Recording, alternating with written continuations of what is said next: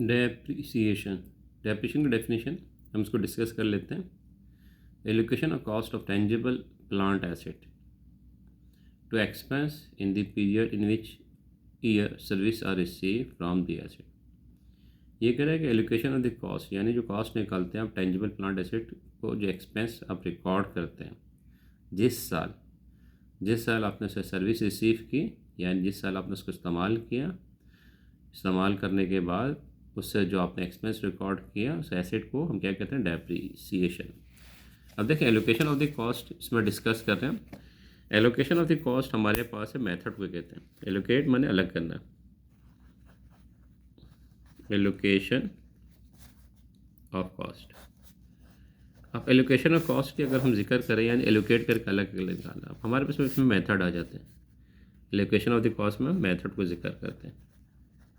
Method हमारे पास कौन कौन से, एक है हमारे पास स्ट्रेट लाइन मेथड, ठीक है। दूसरा हमारे पास है unit of production method, unit of production method,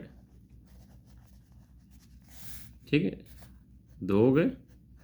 या तीसरा किलोमीटर मेथड है हमारे पास, किलोमीटर मेथड। इसके बाद चौथा हमारे पास है आवर्स मेथड।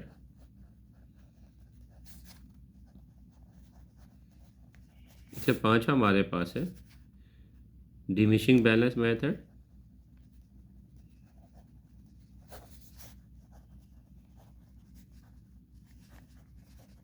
और छठा हमारे पास है sum of year digit method, sum of year digit method, ठीक। ये क्या है आपके पास, एलोकेशन ऑफ द कॉस्ट, यानी एलोकेट कर दिया आपने, कॉस्ट निकाल दिया। टेंजिबल प्लांट एसेट, अब हम टेंजिबल की बात करते हैं तो टेंजिबल से मुराद वो एसेट होता है जिसको आप देख सकते हैं, छू सकते हैं, जिससे है फिजिकल सब्सटेंस, ठीक। आज इसमें कह रहा है कि टेंजिबल एसेट,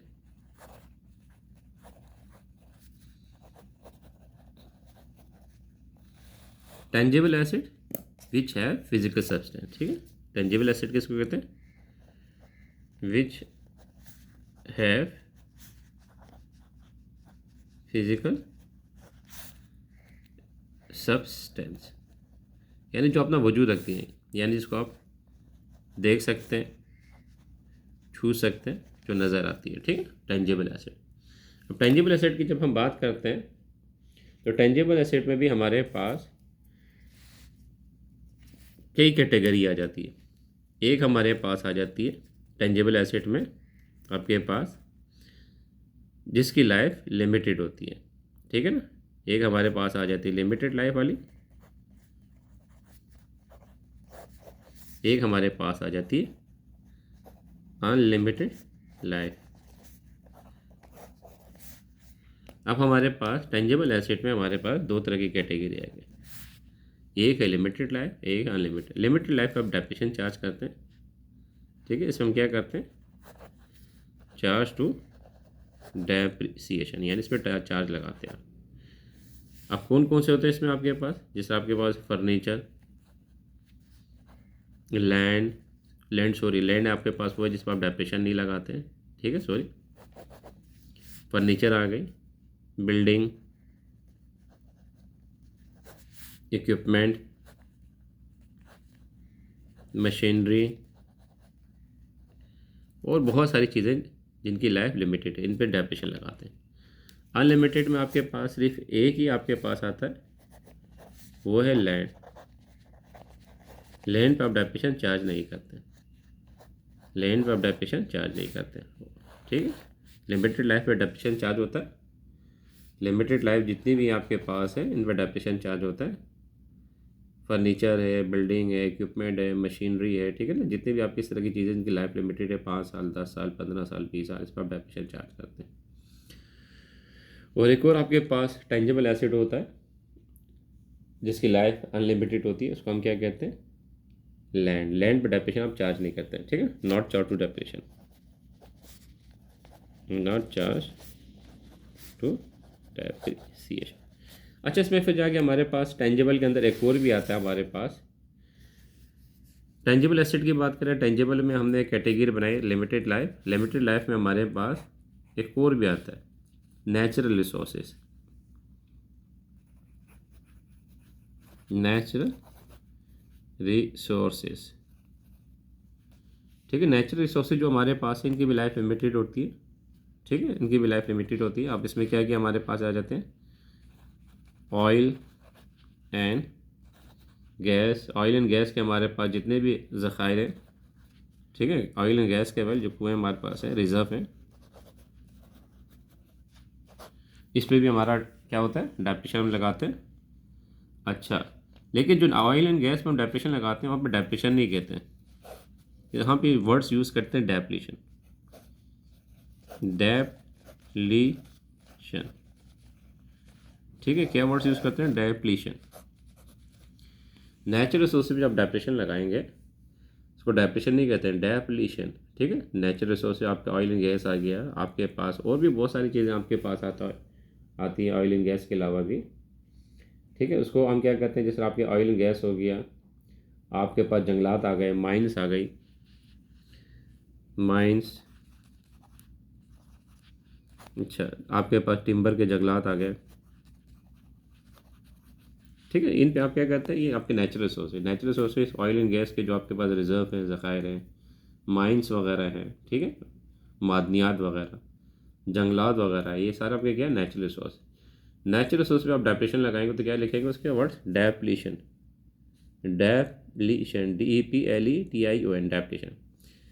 जब भी आप फर्नीचर, बिल्डिंग, इक्विपमेंट, इन पर जब डेप्रीशिएशन लगाएंगे तो क्या कहेंगे, तो डेप्रीसिएशन कहेंगे, ठीक है, ये डेप्रीसिएशन लिखेंगे इसके आगे। अच्छा, एक और हमारे पास आता है, ये तो था हमारे पास टेंजिबल एसेट। हमने जिक्र किया allocation of the cost of tangible asset. Allocation of cost, cost निकालना, ये तरीके कॉस्ट निकालने के तरीके, एलोकेट करने के अलग अलग। टेंजिबल, टेंजिबल को हमने डिस्कस कर लिया। टेंजिबल माने विच है फिजिकल सब्सटेंस, जिसको आप देख सकते हैं, छू सकते हैं। इसमें भी दो कैटेगरी है, एक पे डेप्रिसिएशन आप लगाते हैं जिसकी लाइफ लिमिटेड है, एक पे जिस पे डेप्रिसिएशन नहीं लगाते, अनलिमिटेड लैंड है। अब टेंजिबल में भी आपके पास एक और चीज़ आ जाती है, नेचुरल रिसोर्सेज भी आ जाता है, ऑयल एंड गैस, अच्छा, माइंस, टिम्बर, इस पर भी आप डेप्रिसिएशन लगाते हैं। लेकिन हम जब डेप्रिसिएशन लगाते हैं उसको क्या कहते हैं, डेप्लीशियन कहते हैं, उसको डेप्लीशियन। अच्छा, इसके बाद टेंजिबल की जब हम बात कर रहे हैं तो टेंजिबल के साथ हमारे साथ एक और आता है, तो हमारा डेप्रिसिएशन का हो गया। डेप्रिसिएशन को हमने डिस्कस कर लिया, ये डेप्रिसिएशन चीज़ थी, ठीक है। सर्विसेज जो रिसीव कर रहे हैं उसको हमने एक्सपेंस पे रिकॉर्ड कर लिया। अब इसके बाद एक हमारे पास आता है intangible asset. Intangible, intangible asset आपके पास क्या है, जिसको आप देख नहीं सकते, छू नहीं सकते, which have no physical substance, which have no physical substance, यानी जो अपना वजूद नहीं रखते, जिसको आप देख नहीं सकते, छू नहीं सकते, ठीक है। अब मिसाल के तौर पर इसमें आपके पास बहुत सारी चीज़ आ जाती है। सबसे पहले हम डिस्कस कर देते हैं कॉपीराइट।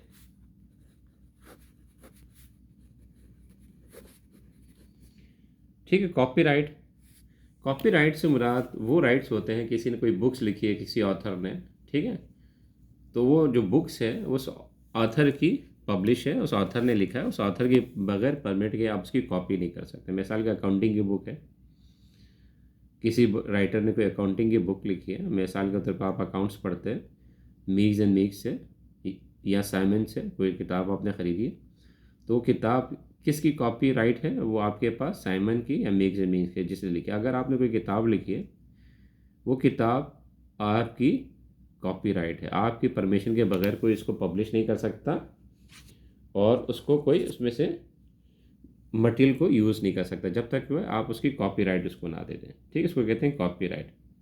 अच्छा, इसके साथ साथ आपके पास आता है एक कॉपीराइट के बाद आता है trade mark. Trade mark,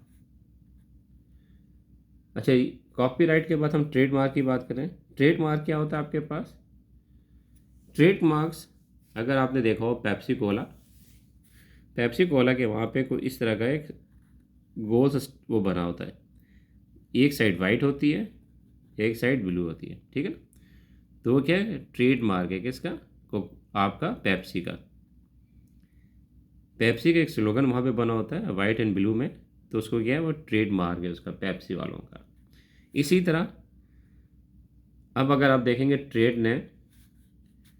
trade mark है, ट्रेड नेम भी है, ट्रेड नेम। पेप्सी इनका ट्रेड नेम है। अब पेप्सी कोई और नहीं बना सकता, पेप्सी जो उन्होंने नाम रख दिया, ठीक है, ये पेप्सी इनका ट्रेड नेम है। और जो उसके वहाँ पे वाइट एंड ब्लू में जो बना होता है उनका क्या है, वो इनका ट्रेड मार्क है, ठीक। इसी तरह आपके पास है कोका कोला। कोका जो है क्या, ट्रेड नेम है, कोका ये क्या है, ट्रेड नेम है। पेप्सी क्या है, ट्रेड नेम है, ठीक है ना। इसी तरह जितने भी कोल्ड ड्रिंक इन सब के जो नाम है उसको ट्रेड नेम कहते हैं। ट्रेड मार्क आपके पास मैंने बता दिया क्या होता है। इसके बाद आता है पेटर्न।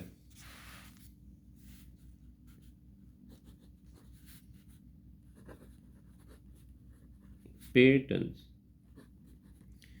ये क्या होते हैं, जो फार्मूले वगैरह आप बनाते हैं फार्मास्यूटिकल वाले, ठीक है, ये आप कोई ऐसा कोई केमिकल बनाते हैं रिसर्च करके, तो उसके हुकूक आप अपने नाम पे उसको पेटेंट करा देते हैं। यानी वो फार्मूला आप कोई इस्तेमाल नहीं कर सकता जब तक कि आप उसकी इजाज़त ना दे दें, ठीक है। तो ये आपके पास ये आप कॉपीराइट, पेटेंट, ये जो जितने भी ट्रेडमार्क, ट्रेड नेम, ये बेसिकली कहलाते हैं इंटेलेक्चुअल प्रॉपर्टी कहलाती है। Copyright, patent, trademark, trade name, ये क्या आती है, इंटेलेक्चुअल प्रॉपर्टी कहलाती है।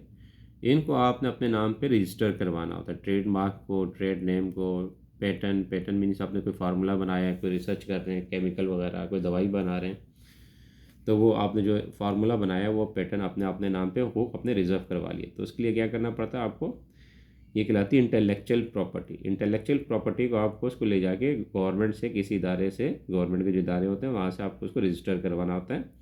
और रजिस्टर कराने के बाद ही आपके हकूक़ मिल जाते हैं, और कोई भी ये चीज़ आपकी परमिट के बगैर इस्तेमाल नहीं कर सकती।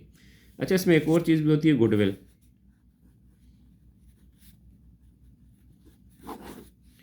गुडविल हम डिस्कस करेंगे कहाँ, पार्टनरशिप में, बहुत डिटेल में डिस्कस करेंगे। पार्टनरशिप में कहाँ, ये एडमिशन में आपके पास आएगी। पार्टनरशिप एडमिशन में हम इसको डिस्कस करेंगे, इसको गुडविल को। गुडविल हम डिटेल में डिस्कस करेंगे। दो तरीके की गुडविल आपके पास, दो डेफिनेशन आएगी, एक अकाउंटिंग की डेफिनेशन है, एक आपके बिजनेस लैंग्वेज की डेफिनेशन। दोनों को हम डिस्कस करेंगे और उसका हम प्रैक्टिकल भी देखेंगे।